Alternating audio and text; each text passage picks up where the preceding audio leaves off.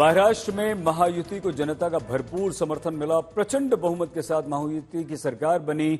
सरकार बनाने को महायुति तैयार है, लेकिन सवाल यह है कि क्या एकनाथ शिंदे फिर से महाराष्ट्र के मुख्यमंत्री बनेंगे, और अगर नहीं बने तो उनकी भूमिका सरकार में क्या होगी। अभी मुख्यमंत्री की रेस में देवेंद्र फडणवीस शिंदे से बहुत आगे चल रहे हैं।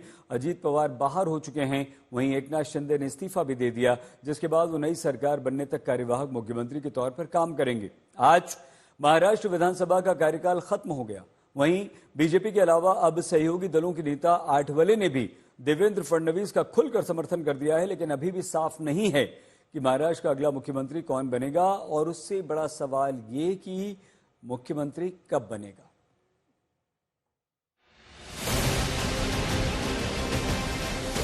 कि जो भी प्राइम मिनिस्टर साहब, अमित शाह साहब जो भी कहेंगे उनको वो मान्य रहेगा।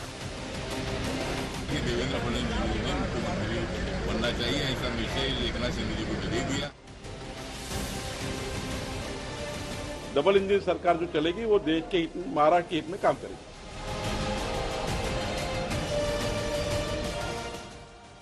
महाराष्ट्र में महायुति की महाविजय के बावजूद अभी तक ये तय नहीं हो पाया है कि सूबे का नया मुख्यमंत्री कौन होगा।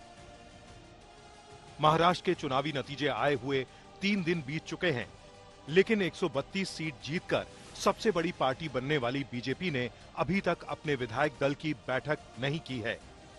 प्रक्रिया के तहत माना जाता है कि बीजेपी विधायकों की बैठक में फडणवीस या किसी दूसरे नेता को विधानमंडल दल का नेता चुना जाएगा।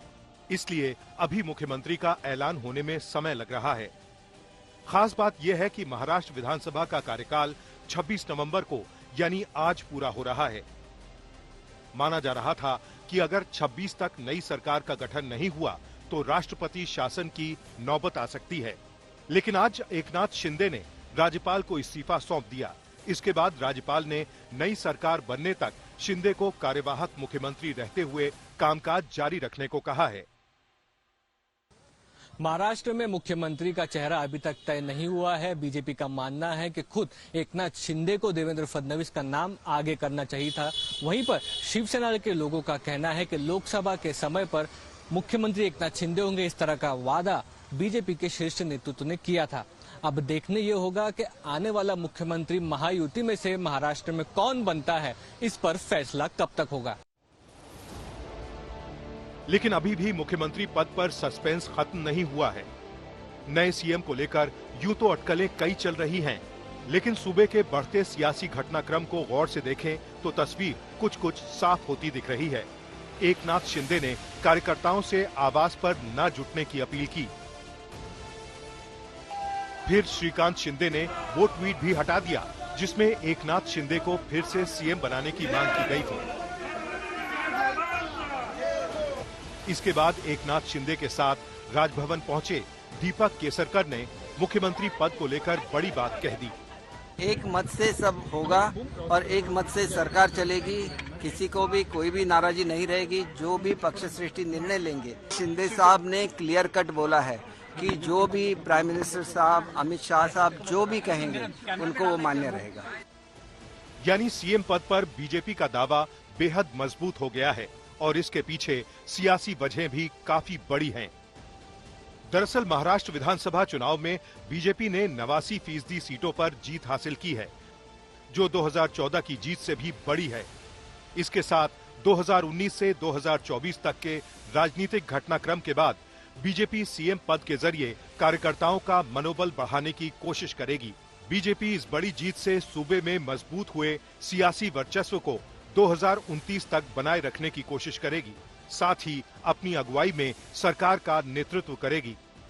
शिंदे गुट की ओर से दावेदारी के बीच बीजेपी संकेतों में अपना रुख पहले ही साफ कर चुकी है। उसकी सहयोगी पार्टियां भी अब खुलकर देवेंद्र फडणवीस को सीएम बनाने की मांग कर रही हैं।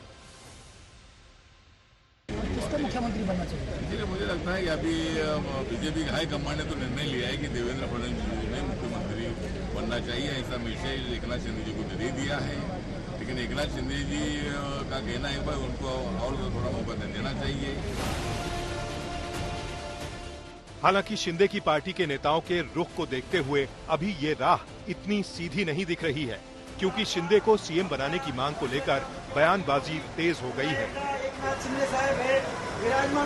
आठवले साहब क्या कहते हैं उसके बारे में अभी इतना उनको स्पेस नहीं है, उनको बोलते रहते हैं, लेकिन यहाँ जो डिसीजन लेने वाले लोग हैं वो एकनाथ शिंदे, ये देवेंद्र फडणवीस और राजेश दादा है। आठवले साहब का एक उनका वैयक्तिक मत है, वो कहते रहेंगे, लेकिन ये निर्णय लेने की क्षमता इन तीनों में है। लेकिन हम चाहते हैं कि शिंदे साहब मुख्यमंत्री बने। हमारे पार्टी ने क्या करना चाहिए ये तय करने के अधिकार हम सब ने एकनाथ शिंदे साहब को दिए हैं।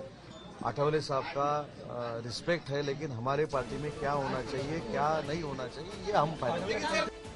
दरअसल शिंदे गुट लगातार दावा कर रहा है कि चुनाव एकनाथ की अगुवाई में ही लड़ा गया, लिहाजा उन्हें ही सीएम पद मिलना चाहिए।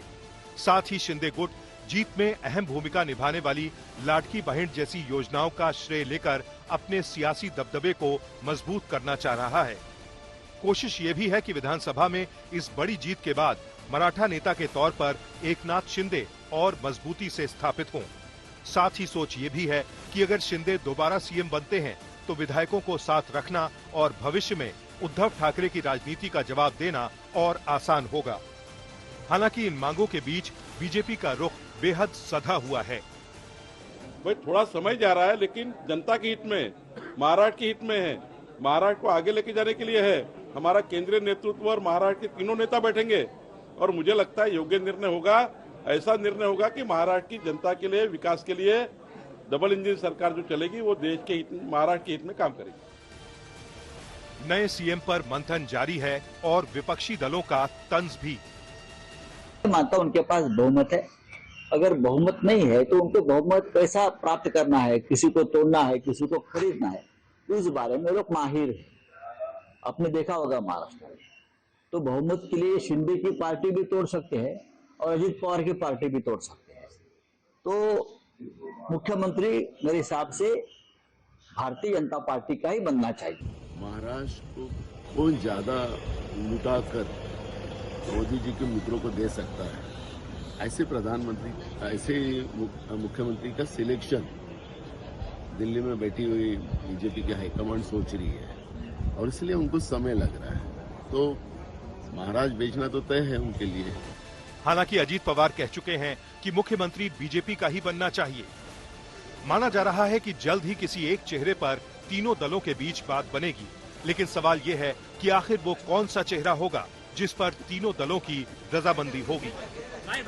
साहिल जोशी और विद्या के साथ मुस्तफा शेख, मुंबई, आज तक।